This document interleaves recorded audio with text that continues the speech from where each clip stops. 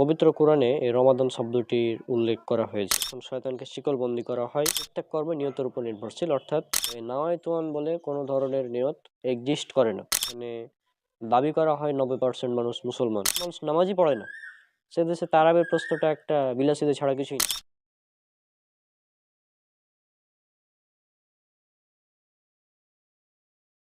আসসালামু আলাইকুম রহমতুল্লাহি বারাকাতুহু। আমার নাম মুবাশশিরুল ইসলাম এবং আমার সাথে আছে মোহাম্মদ মুসাফিরুল ইসলাম, আমার বড় ভাই। তো আপনারা দেখছেন সালাফি দাওয়া প্ল্যাটফর্ম। আজকে থেকে আমরা শুরু করছি রমজান সিরিজ। এখানে রমজানের বিষয়ে বিভিন্ন ধরনের প্রশ্ন এবং উত্তর হবে ইনশাআল্লাহ। তো আসসালামু আলাইকুম মুসাফিরুল ভাই, কেমন আছেন? ওয়ালাইকুম আসসালাম রহমতুল্লাহ। আলহামদুলিল্লাহ, ভালো আছি। তুমি কেমন আছো? আলহামদুলিল্লাহ, আমি ভালো আছি। তো আমরা আপনাকে আজকে কয়েকটি প্রশ্ন করব। তো সর্বপ্রথম প্রশ্ন আমরা করছি, সেটা হচ্ছে রমজান মাস কেন গুরুত্বপূর্ণ? যদি রমাদান বা রমজান আমরা যেটা বাংলাতে বলে থাকি, তো যদি রমাদান নিয়ে বলতে হয়, তো রমাদান আরবি শব্দ, যার অর্থ অনেকটা এরকম যে কোনো কিছুকে জ্বালিয়ে দেওয়া বা পুড়িয়ে দেওয়া, এভাবে এরকম কিছু অর্থ বলা মানে বোঝানো হয় এর দ্বারা, অ্যারাবিক ডিকশনারি অনুযায়ী। রমাদান মাস যেহেতু আমাদের গুনাহগুলোকে পুড়িয়ে দেয়, জ্বালিয়ে দেয়, সেই হিসাবে এই অর্থটা ব্যবহার করা যেতে পারে। এবং পবিত্র কোরআনে এই রমাদান শব্দটির উল্লেখ করা হয়েছে। এটা আছে সূরা বাকারা, সূরা নম্বর 2, আয়াত নম্বর 185। সেখানে আল্লাহ সুবহানাহু ওয়া তাআলা বলছেন, শাহরু রমাদান আল্লাযী উনজিলা ফীহিল কুরআন। রমজান মাস, যে মাসে কোরআন নাজিল করা হয়েছে মানুষের জন্য হিদায়াত স্বরূপ, অর্থাৎ মানুষ যাতে হিদায়াত লাভ করতে পারে। অর্থাৎ রমাদান মাস এই জন্যই গুরুত্বপূর্ণ যে কোরআনে এই রমাদান মাস সম্পর্কে উল্লেখ করা হয়েছে এবং এই রমজান মাসে যে সিয়াম পালন করতে হবে এটা উল্লেখ করা হয়েছে। যেমন বলা হয়েছে সূরা বাকারা, সূরা নম্বর 2, আয়াত নম্বর 183-তে, যেমন কুতিবা আলাইকুমুস সিয়াম। এটা আছে সূরা বাকারা, সূরা নম্বর 2, আয়াত নম্বর 186 থেকে 187 পর্যন্ত যদি আমরা পড়ি, তাহলে রমজানের সিয়ামে কি কি করতে হবে সে সম্পর্কে কিছু ঘটনা মানে কিছু তথ্য দেওয়া আছে এই কোরআন মাজিদে। এছাড়াও হাদিস রয়েছে সহিহ বুখারী, যদি কিতাবুস সাওম পড়ি আমরা, হাদিস নাম্বার 1904, 1903, 1904, এই সমস্ত হাদিসগুলো আমরা যদি দেখি।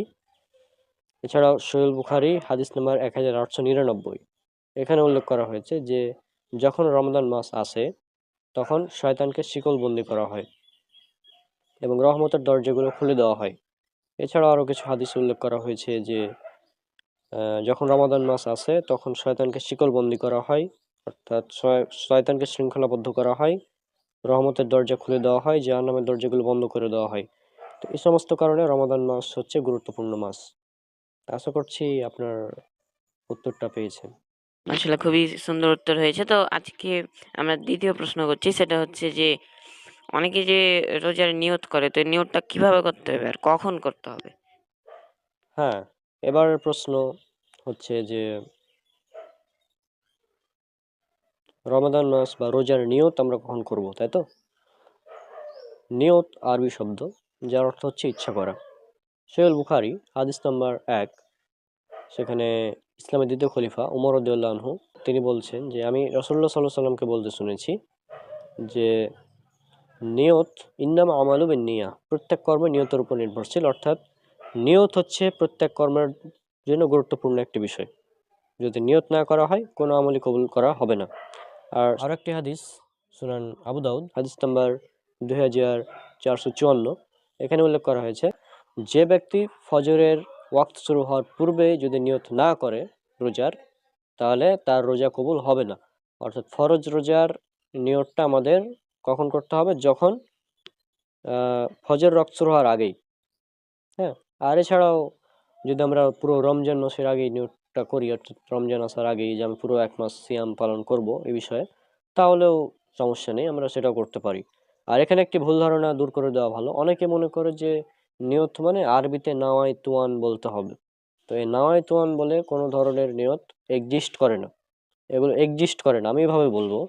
এই ধরনের নিয়ত মানে নাওয়াইতুয়ান, এগুলো এক্সিস্টই করে না। কোরআন এবং হাদিসের কোনো জায়গাতে নাওয়াই তুয়ান বলে এই ধরনের নিয়তের কোনো ধরনের কথা বলা হয়নি। বরং কি বলা হয়েছে, ইন্নামা আমালু বিন্নিয়া, প্রত্যেক আমল নিয়তের উপর নির্ভরশীল। নিয়ত মানে কি? ইচ্ছা করা। আর ইচ্ছা কি আমরা মুখ দিয়ে করি না মনে মনে করি? অবশ্যই মনে মনে। সুতরাং আমাদের এই বিষয়গুলো বুঝতে হবে যে নিয়ত এটি শুধুমাত্র আমাদের অন্তর দিয়ে হবে।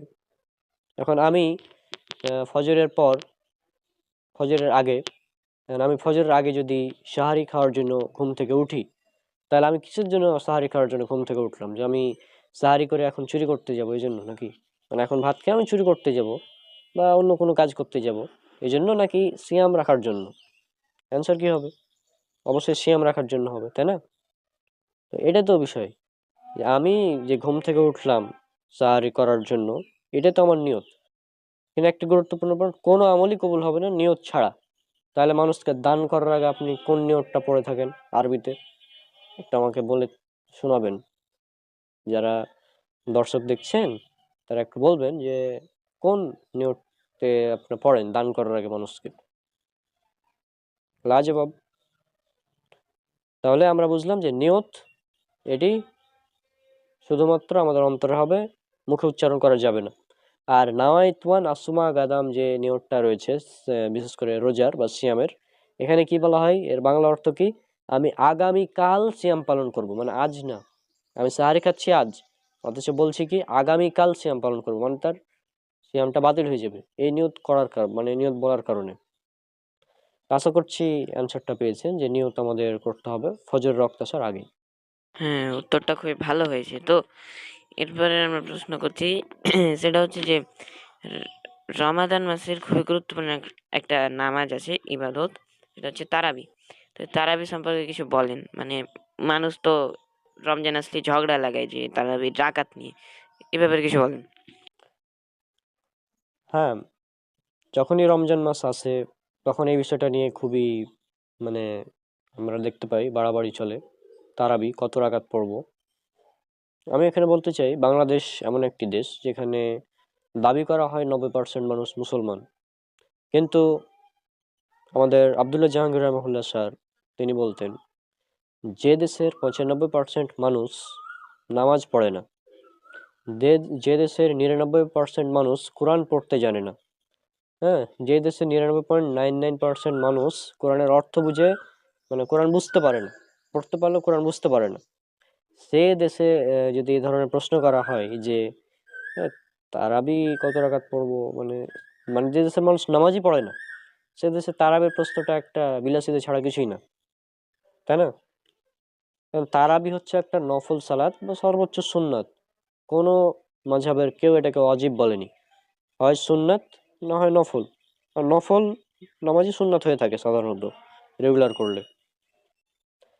আর তারাবির রাকাত সংখ্যা নিয়ে যদি বলতে হয় তো তারাবির রাকাত সংখ্যাটা আসলে গুরুত্বপূর্ণ না। সুনান তিরমিজি 806 নম্বর হাদিস, সেখানে ইমাম তিরমিজি রহমাহুল্লাহ তার হাদিসের শেষে, তিনি ইমাম তিরমিজি রহমাহুল্লাহর একটা মানে বৈশিষ্ট্য, তিনি তার প্রতিটি হাদিসের শেষে নিজস্ব কিছু ব্যাখ্যা তিনি উল্লেখ করেন। তো তিনি তার ব্যাখ্যাতে উল্লেখ করেছেন যে মদিনাবাসী তারাবি পড়তো 41 রাকাত। তারপর অনেক আলেমের মতে তারাবির রাকাত সংখ্যা 20 রাকাত। হ্যাঁ, তারপর আবার বলছে যে মদিনাবাসীদের অধিকাংশকে আমি পেয়েছি 41 রাকাতের উপর। আবার ইমাম শাফি রহমাহুল্লাহর একটি বক্তব্য যে মক্কাবাসীকে আমি দেখেছি তারা 20 রাকাত তারাবি পড়তেন। এভাবে হাদিসে মানে বর্ণনা উল্লেখ করা আছে সেখানে। হুম। আর যদি রাসূলুল্লাহ সাল্লাল্লাহু আলাইহি সাল্লামের তারাবির কথা বলতে হয় তো সহিহুল বুখারী হাদিস নাম্বার 1147, এটা তাহাজ্জুদ অধ্যায়। এছাড়াও সহিহুল বুখারী হাদিস নাম্বার 2013, যেটা হচ্ছে তারাবি অধ্যায়। একটা জিনিস এখানে লক্ষণীয়, ইমাম বুখারী রাহিমাহুল্লাহ সে সময়, আজ থেকে 1200 বছরেরও বেশি সময় আগে, তারাবি এবং তাহাজ্জুদ নামে দুটি আলাদা অধ্যায় রচনা করেছেন। দুটি অধ্যায় একই হাদিস নিয়ে এসেছেন। আচ্ছা, আমি দুই জায়গাতে একই জিনিস নিয়ে এলাম, এ দ্বারা আমি কি বুঝালাম? দুটি জিনিস একই, তাই না? আমি একটা জিনিসকে দুই জায়গাতে বসালাম, দুটা ফোল্ডারে বসালাম। মনে করো একটা যে কোনো ক্লাস, আমি সেখানে ফোল্ডার এ এবং ফোল্ডার বি দুই জায়গাতেই দিলাম। তার মানে আমি কি বোঝাচ্ছি? এর দুটো একই জিনিস, কিন্তু বৈশিষ্ট্যগত কিছু ভিন্নতা আছে, এই জন্য আমি দুই জায়গাতে দিয়েছি। আমি যদি আমার কিছু একটা উদাহরণ দিই, উদাহরণটা আমি দিচ্ছি এই জন্য যাতে মানুষ বুঝতে পারে বিষয়টা, যে তারাবি এবং তাহাজ্জুদ সালাতটা আসলে আলাদা কোনো সালাত না, একই সালাত। এখন ফ্লুইড মোজাইক মডেল, এটা তুমি বড় ক্লাসে গেলে পাবা। ফ্লুইড মোজাইক মডেল, সেটা আমার বায়োকেমিস্ট্রি যে সাবজেক্ট সেখানেও আছে, যেটা প্ল্যান্ট অ্যানাটমি সেখানেও আছে। হ্যাঁ, তো দুই জায়গাতে আছে। তো আমার একটা সাবজেক্ট প্ল্যান্ট অ্যানাটমি এবং বায়োকেমিস্ট্রি, দুই জায়গাতেই আছে ফ্লুইড মোজাইক মডেল। কারণ ফ্লুইড মোজাইক মডেল দুই জায়গাতেই আছে, সুতরাং আমি একটা প্ল্যান্ট অ্যানাটমির আর প্ল্যান্ট বায়োকেমিস্ট্রি সাইড দিয়ে দিলাম ফোল্ডার। তো ওখানেও আমি ফ্লুইড মোজাইকের ক্লাসটা রাখলাম, এখানেও ফ্লুইড মোজাইকের ক্লাসটা রাখলাম। দুটা দিয়ে আমি কি বুঝালাম? একই জিনিসটা একই, কিন্তু এখানেও প্রয়োজন, এখানেও প্রয়োজন। তাহলে ইমাম বুখারী রাহিমাহুল্লাহ যে জিনিসটা বোঝাতে চেয়েছেন, যে এই যে আমি হাদিস, আমরা যে আয়েশা রাদিয়াল্লাহু আনহা থেকে বর্ণিত যে হাদিস, যে রাসূলুল্লাহ সাল্লাল্লাহু আলাইহি সাল্লাম তিনি রমাদান এবং রমাদানের বাইরে 11 রাকাতের বেশি পড়তেন না। মানে কি, কম পড়তেন বা 11 রাকাত পড়তেন, কিন্তু 11 রাকাতের বেশি পড়তেন না। কোন সালাত? তারাবির সালাত বা তাহাজ্জুদের সালাত, এই দুটো একই। এখান থেকে আমরা বুঝতে পারছি তারাবি বা তাহাজ্জুদের সালাত 11 রাকাতের বেশি হবে না। আর মিসকাত হাদিস নাম্বার 1302, ইসলামের দ্বিতীয় খলিফা ওমর রাদিয়াল্লাহু আনহু তিনি উবাই বিন কাব এবং তামিম আদ-দারি এই দুজন সাহাবীকে দায়িত্ব দিলেন, মানে তাদেরকে আদেশ করলেন বা নির্দেশ দিলেন যে তোমরা লোকদেরকে নিয়ে তারাবির জামাত করো। আর সে সময় তারাবির জামাত হতো 11 রাকাতের। 11 রাকাত মানে কি, 8 রাকাত এবং 3 রাকাত। এখানে আরেকটি প্রশ্ন করে অনেকেই, যে তোমরা তো 1 রাকাত তারাবি পড়ো, মানে আমরা 1 রাকাত তারাবি পড়ি না, সরি আমরা 1 রাকাত বিতর পড়ি, তারা বলে তাহলে তোমরা রমজানে কেন 3 রাকাত বিতর পড়ো? আর এর উত্তর হচ্ছে যে আমরা শুধু 1 রাকাত বিতর পড়ি না, আমরা 1 পড়ি, 3 পড়ি, 5ও পড়ি। আমি নিজে পড়েছি, আমি 1 পড়েছি, 3 পড়েছি, 5ও পড়েছি বিতর, আমি নিজেই পড়েছি, কারণ এই তিনটি হাদিস দ্বারা সাব্যস্ত। এছাড়াও 7 রাকাত 9 রাকাতের বর্ণনাও কোথাও কোথাও দেখা যায় কোনো কোনো হাদিসে। তো 1 থেকে 5 মানে 1, 3, 5 এটা হচ্ছে একদম, মানে কি বলবো, একদম হচ্ছে প্রতিষ্ঠিত। কিন্তু হানাফিদের নিকট 3 রাকাত বিতর, তাদের নিকট 1 রাকাত বিতর জায়েজ নয়। হাদিস বলছে জায়েজ, তারা বলছে জায়েজ না। সহিহ বুখারী হাদিস নম্বর 993, 1 রাকাত বিতর রাসূল সাল্লাল্লাহু আলাইহি ওয়াসাল্লাম পড়লেন, এরকম হাদিস আছে। 1 রাকাত বিতরের কথা পাওয়া যাচ্ছে। তারপর সহিহ বুখারীর একটি হাদিসে আছে সাহাবী মুয়াবিয়া রাদিয়াল্লাহু আনহু তিনিও 1 রাকাত বিতর পড়তেন। তো 1 রাকাত বিতর বর্ণনা আছে, কিন্তু হানাফিদের নিকটে জায়েজ নয়। তাহলে কি বুঝলাম? প্রথমত তারাবি রাকাত সংখ্যা নিয়ে মারামারি করা হাস্যকর বিষয়, যেখানে মানুষ ফরজ নামাজই পড়ে না। তার দ্বিতীয় কথা, যদি তারাবির নামাজ পড়তেই হয় তাহলে সুন্দরভাবে পড়তে হবে, 2 রাকাত করে। হ্যাঁ, 41 রাকাত পড়ো, যেহেতু বর্ণনা পাওয়া যাচ্ছে, কে নিষেধ করেছে, তাই না? আমাদের কথা হলো 8 রাকাত রাসূল সাল্লাল্লাহু আলাইহি ওয়াসাল্লামের সুন্নাহ। উমর রাদিয়াল্লাহু আনহু তিনি 8 রাকাত তারাবি চালু করেছিলেন। উমর রাদিয়াল্লাহু আনহুর জামানায় 8 রাকাত তারাবি পড়া হতো। তিনটি বিষয়। আর 20 রাকাত তারাবি জায়েজ, 36 রাকাত তারাবিও জায়েজ, 41 রাকাতও জায়েজ। এ হচ্ছে কথা তারাবি নিয়ে। আমি আর এই বিষয়ে কিছু বলতে চাচ্ছি না। মনে হচ্ছে আলোচনাটা দীর্ঘ হয়ে গেল আজকের। তারপর আজকে আমরা বিদায় নিতে চাচ্ছি, কি বলো? তো আশা করছি আপনারা আজকের প্রশ্নোত্তরে উপকৃত হয়েছেন। আজকের এপিসোডে পর্যন্ত। আসসালামু আলাইকুম রহমতুল্লাহি ওয়া বারাকাতুহু।